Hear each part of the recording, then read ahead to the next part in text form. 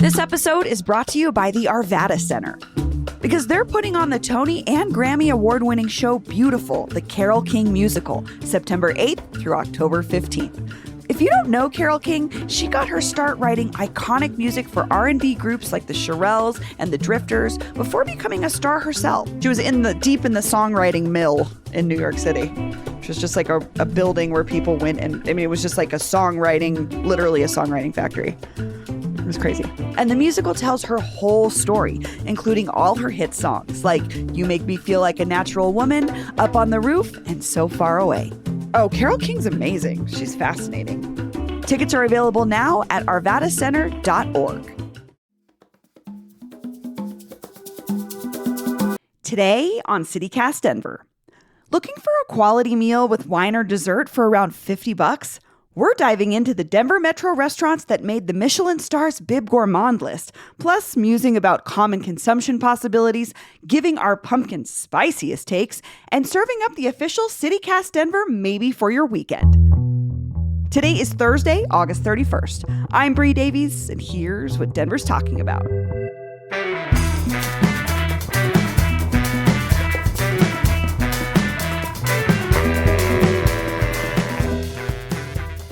Producer Olivia Jewel Love, hello. Hey, Bree.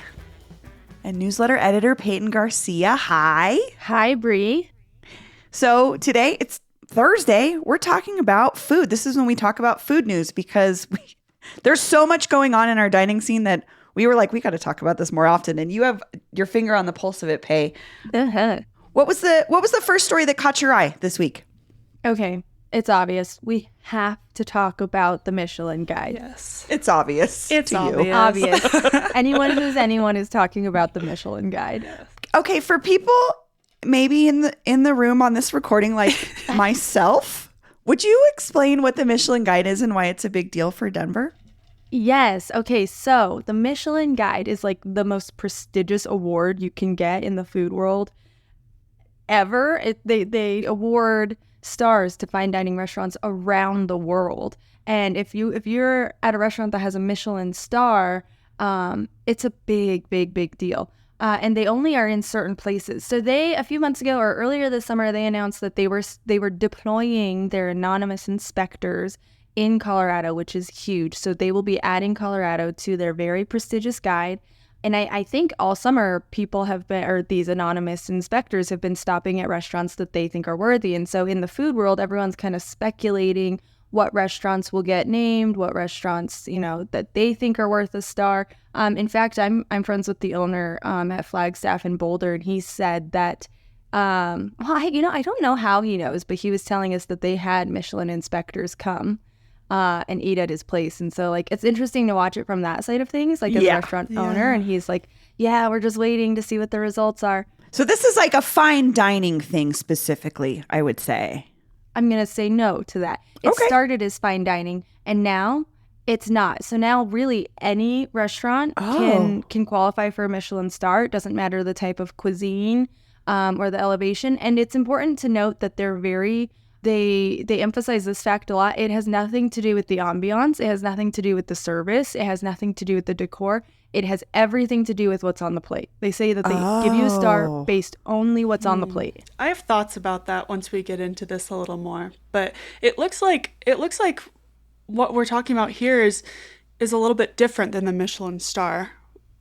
Yeah, sorry. So I can obviously go on and on and on. So yes, these are not the stars. The stars will be awarded. So they'll announce which Colorado restaurants in certain cities that they're checking out are going to get stars at a ceremony September 12th. So mark your calendars for that. This is actually just Bib Gourmand Awards, which is just a tip of the hat. It's kind of just like a shout out. These restaurants did not get stars, but they did get an honorable mention.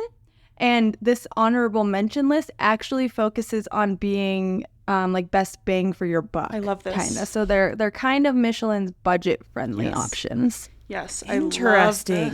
I love this. This is so much more accessible to a person like me. Yeah, for sure.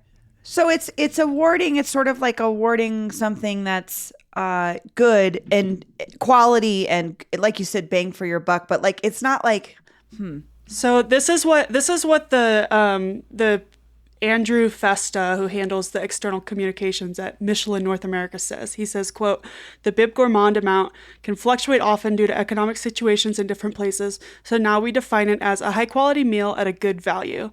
So generally at Bib Gourmand restaurants in the US, one would be able to order 2 courses and a glass of wine or dessert for about $50. Okay. So $50 it's the under $50 range. $50 you can get like 1 or 2 courses and glass of wine or a dessert. So, And like good stuff. yeah. So even though this isn't the Michelin star, this is still a big deal for restaurants to be recognized.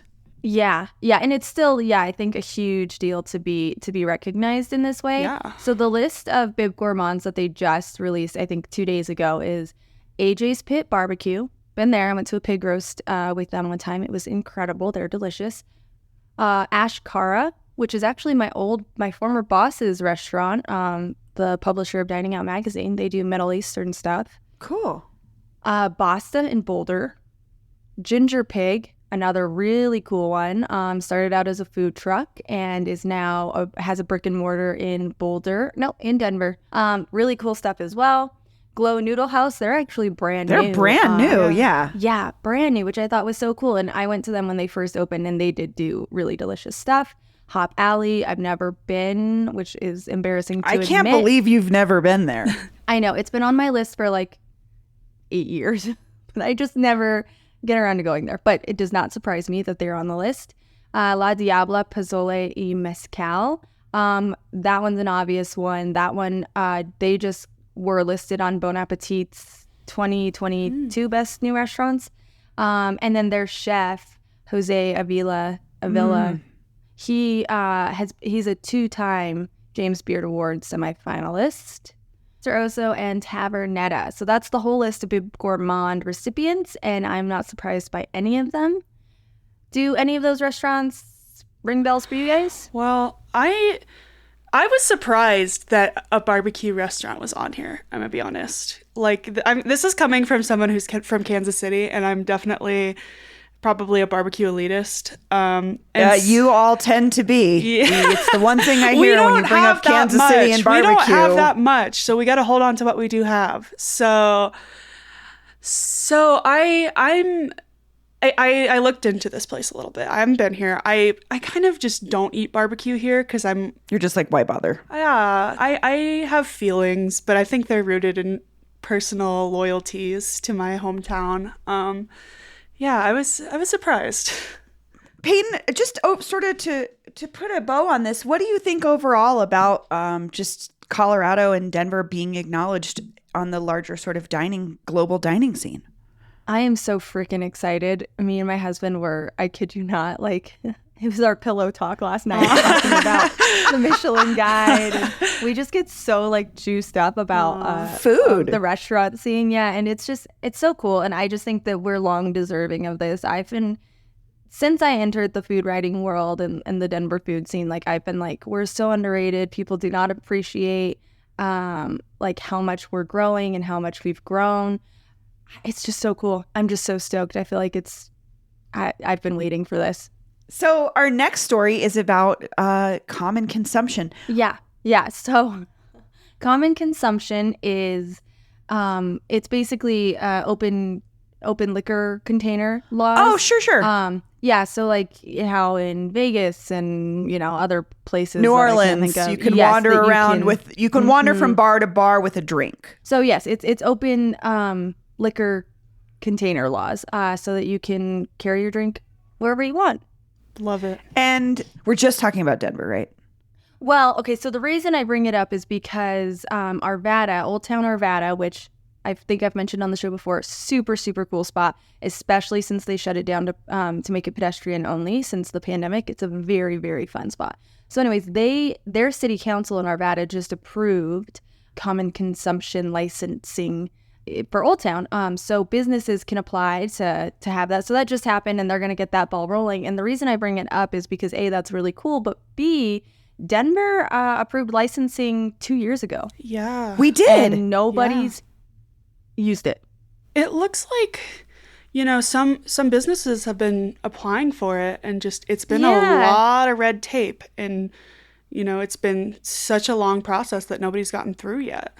Yeah, that's kind of I what find I'm surprising. understanding too is so according to the Business Den article that talks about Old Town Arvada approving common consumption, they're saying as of the writing of that article, which was published on August 22nd, there were still none in Denver that had been approved. Yeah. And then so I looked back at this Westward article that was written by our friend, former Westward writer Connor McCormick Kavanaugh. He wrote about this last year in February of 2022, a year since Denver had approved licensing, and he was implying that a ton of different businesses in Denver were undergoing the application process. And like if you read the article, he's like, oh, in a couple of months, Zeppelin Station's considering it, Milk Market's considering it, Dairy Block, McGregor Square, Art District on Santa Fe, Larimer Square. None of those places, though, have gone through with it. Year. Yeah. I can't believe like Milk Market and the Dairy Block don't have it. Like, that's insane to me. So I just wonder, I'm thinking about the consumption conversation around cannabis, and it's been really difficult as well. And I just wonder if this was just something that the former administration was not interested in. So it's not that they were making it harder, but they were just like not making it a priority. I just wonder what I think the question is, what's the holdup? That's really the question is like, is this a red tape? What's the red tape about? Why is this not happening? Because like you said, Olivia, like Milk Market, it makes sense. Because I'm thinking about even just like when I was a drinker, if I was hanging out on South Broadway and we're on a patio, we're drinking drinks, and then we want to go see our friends next door, it's like you chug the drink you have, you set down your cup, and you go to the next place and you order another drink. And like, I could see where it might even make it more chill because people are not slamming drinks to get to the next place that they're going to go hang out at. Well, also, I would think it would foster kind of more of a like community business relationship between these local businesses because then they're kind of leaning on each other, as people. And not necessarily just like competing. Yeah, as people mill through the businesses, they're, maybe consuming something from another business. So I don't know. It seems like... I don't know. I mean, it does seem like the implication is that it's a really like arduous process, and that it's like really complex, and it's easy to want to just bail on it. But something else that was mentioned in the article is staffing shortages. Still, people are struggling to bounce back from staffing shortages. I mean, I don't know. But would that be in like excise and license or like? I mean, I think on the restaurant side. Yeah. Mm-hmm. Yeah. I mean, think about it's a new set of regulations that they'd have to put into effect. They'd have to train folks. It just feels like it's like anything else. Whenever you add, I was thinking about this a lot lately, but like when you add a service for the customer, but you don't add more employees to make that service available, it can kind of gum it all up. So I could see where restaurants and bars are like they're kind of on the fence about even trying because they're trying to keep employees in the first place, and something that would require them to add more employees is just going to be low on their priority list. You're right. But what I'm interested in here, Pay, is Old Town Arvada is now on board. Yes. Maybe they're going to get it done, and so Denver much will sense. see how Old Town does it. Yeah, I mean, this is definitely something I'm going to keep my eye on because I think it'll be successful in a place like Old Town Arvada, and I think you're right, Bree. If we see it successful there and Denver businesses see it work out there, I'd be interested to see if things speed up over here in Denver. But I would just love to know what the holdup is and why restaurants haven't done it yet. Small plug for my friend Riley Dunn over at the Arvada Press. She keeps up with everything Arvada, so I'm sure that she'll be keeping an eye on what's happening over there. And we'll put a link to some of her stories in the show notes because I think, Olivia, it's great because sometimes folks don't even realize that our smaller communities have their own reporters. And this is where someone like Riley is like on top of it, helping us figure it out. Yeah. But I would love to know what our listeners think about common consumption because I know, again, a lot of folks have moved here from other places. Maybe if you're from somewhere else where this worked really well or it didn't work, let us know what you think. You can call our Should we be able to, what is this? Drinking outside hotline. The Drinking Outside hotline at 720-500-5418. You can also call that number with any tips or thoughts. We're going to take a quick break, and when we come back, we've got a question for you all, the listeners, and some best bets for your weekend.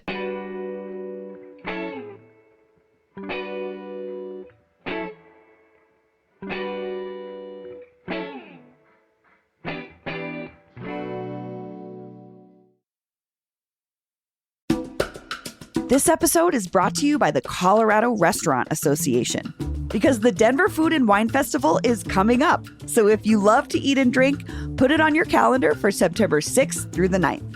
But really, it's all about the two big events on the Tivoli Quad. I'm talking about the Shake and Break Showdown on September 7th, which is a food truck and cocktail competition where you get to pick the winners. And then on the 9th, the Grand Tasting, an all-you-can-eat and drink showcase of area restaurants with live DJs and a whole lot more. Proceeds benefit the Colorado Restaurant Foundation, which supports local hospitality workers, mental health and emergency assistance grants, and educational scholarships. Learn more about all the Denver Food and Wine Festival events and the cause they benefit, and get your tickets today at denverfoodandwine.com. 'Tis the season for some of you. It's it's still August. I just want to put that out there. It's still August, but some people, like my cousin Jerry, I'm talking to you, who's already talking about Halloween, and it's only August. Shout out Jerry. But Jerry's my resident Halloween freak. She loves Halloween. But pumpkin spice is part of the fall everything. And I think that this is already rolling out in the food world. Hey, you really wanted to talk about pumpkin beers. Yeah, love them, hate them. What's the deal? Yes, that's the question I want to pose to our foodie listeners this week, and to you and Olivia. Pumpkin beer, because I think fall is official once pumpkin spice lattes debut and once pumpkin beers start hitting shelves. So I kind of wanted just your guys' opinion, your takes on pumpkin, and what is your go-to pumpkin beer or go-to pumpkin delicacy for the season? Olivia, do you have any takes on pumpkin? I love pumpkin. Call me basic. I don't care. I love pumpkin. So good. You know, the first day it came out, I texted Peyton. We were going into the office, and I was like, can you bring me a pumpkin spice latte, please? And she did. So shout out Peyton for being number one. But I need it. I don't care if it's 800 degrees. That's why we have ice. We make it iced. Do they do iced pumpkin? Of course they do. Oh, of yeah. course that they feels do. That just feels counterintuitive. Why can't we have cold No. pumpkin? It's fine. It's delicious. Also, climate change is telling me that Yeah. it might be hot into like November. So Don't say that, but Brie, what do you think about pumpkin I season? have to say this is one of those things where I genuinely, wildly enough, do not have a take. she's I a think hater. it's fine. She doesn't like pumpkin. I think it's fine. I don't dislike it. I just like No, that if you don't love pumpkin, Brie, Yeah, she's you a hate pumpkin it. hater. I eat pumpkin pie once a year at Thanksgiving, and I have one slice, and I slather it in Cool Whip, and that's the one time I consume pumpkin something, and it's good, and that's the purpose it serves. I can't say I want it. My coffee, nah. It's No, not. see, there's no gray area. It's black and white. You love pumpkin, Yeah, or you're I agree, because you're out I of got it. that first taste of it. I don't care. It was so hot that day. I got that first taste of it though, and I started going feral. I was like, "Oh my god, I need pumpkin!" And I was literally like the scary white girl of your nightmares, just like, "Give me pumpkin!" And I was like, "I'm going to need to take out a loan to be able to do this at Starbucks." So I went and bought pumpkin syrup so I could make it at home, so I could feel better about myself. Yeah. You're so good Yeah. at making things at home. Well, I I was know. gonna go Rest. broke. I was gonna go broke. I needed know. it. I'm like Olivia. I am obsessed with pumpkin season. I want pumpkin everything. Yes. Pumpkin in my coffee. Pumpkin in my chai tea. Yeah. Pumpkin. If I could have pumpkin pie every night Yes. all year round, I would. It's a I vegetable. love it. And pumpkin beers are huge. Like I'm not even a big beer drinker anymore, but pumpkin beer season, I'm a beer connoisseur, and I shout out to Four Noses, who has long had my favorite pumpkin beer, Paul's favorite too. But there's so many. Every brewery does a variation of pumpkin beer now, and I do want to know what the best are. So like listeners, send me in your favorite pumpkin beers, because I want to make a curated list. That's great. So yeah, if you want to send us your list, you can email Pay directly, denver@citycast.fm. If you have recommendations on where to go to get your favorite pumpkin flavored beer, you can also give us a call on the Pumpkin Spice All the Time hotline, 720-500-5418. Well, the other thing that we do every Thursday now is Peyton picks out 4 events for your weekend, your upcoming weekend. So Friday, Saturday, and Sunday, stuff to do. We know the Denver Metro is full of awesome things to do. And Peyton literally looks at these listings every day. So you're kind of an expert on Denver events. And we're going to pick the CityCast Denver official maybe for your weekend, as in maybe you'll see us there. Peyton's going to give us 4 picks. Olivia and Peyton and I are going to decide which one we think we might go to. And let's start. What's our first one? Yeah. Okay, this one I'm so freaking excited about. It's at Wings Over the Rockies. I feel like I've been We plugging do it love out. Wings Over the Rockies.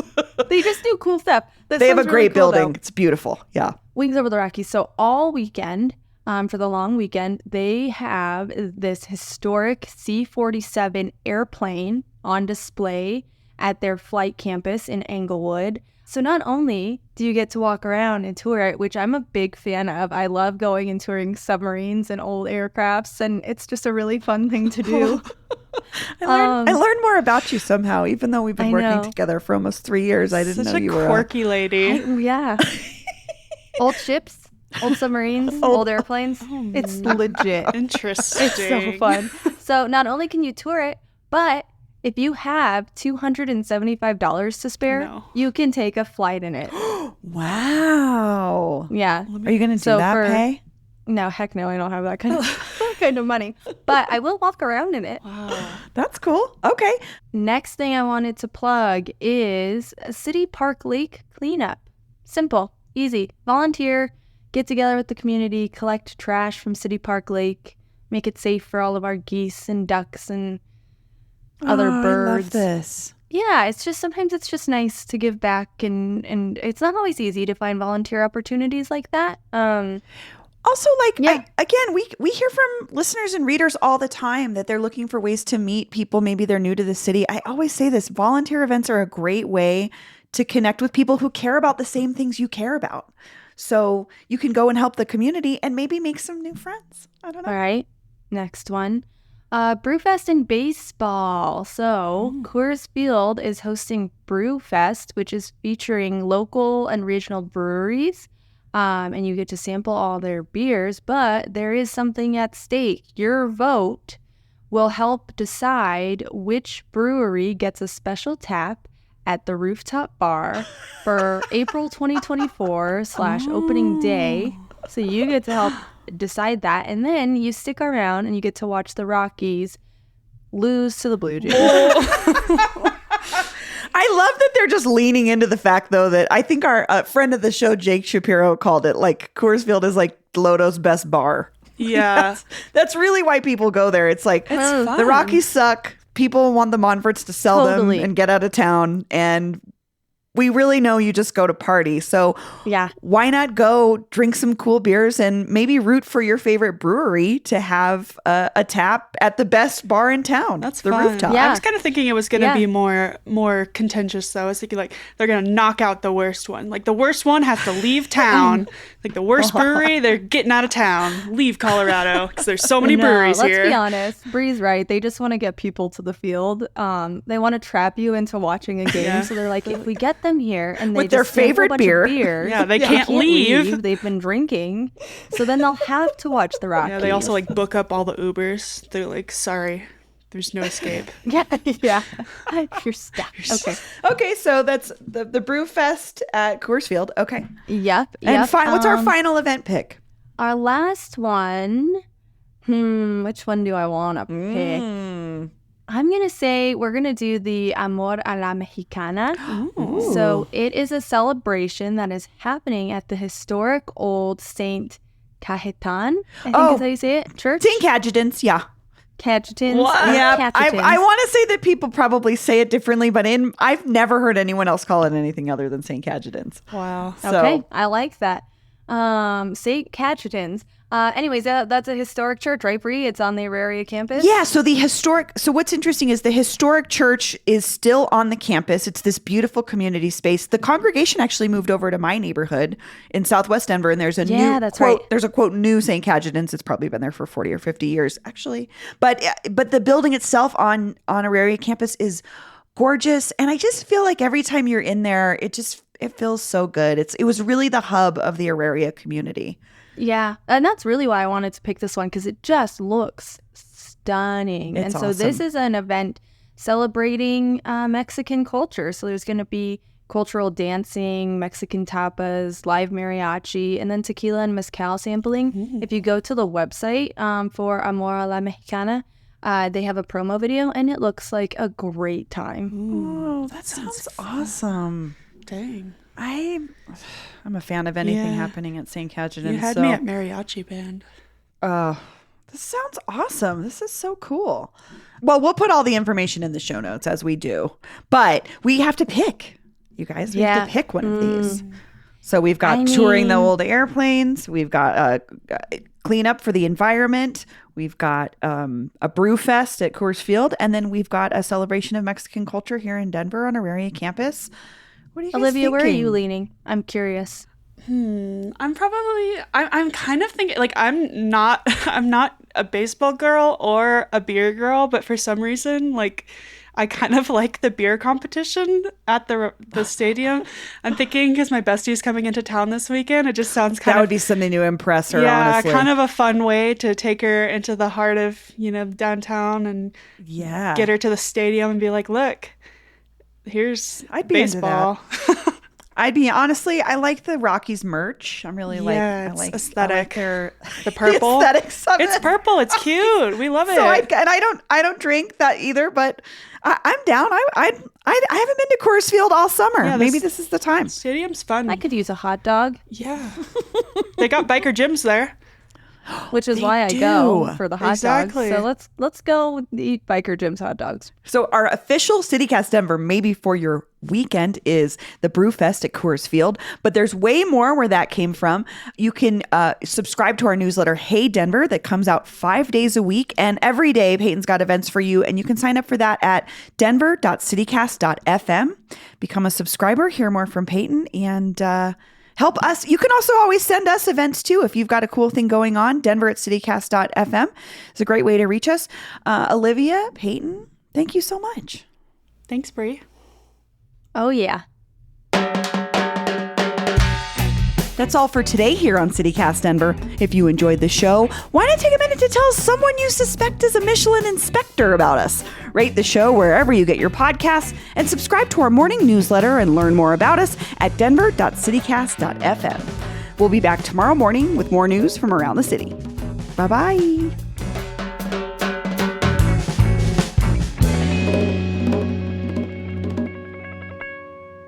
American capitalism is wild, you guys.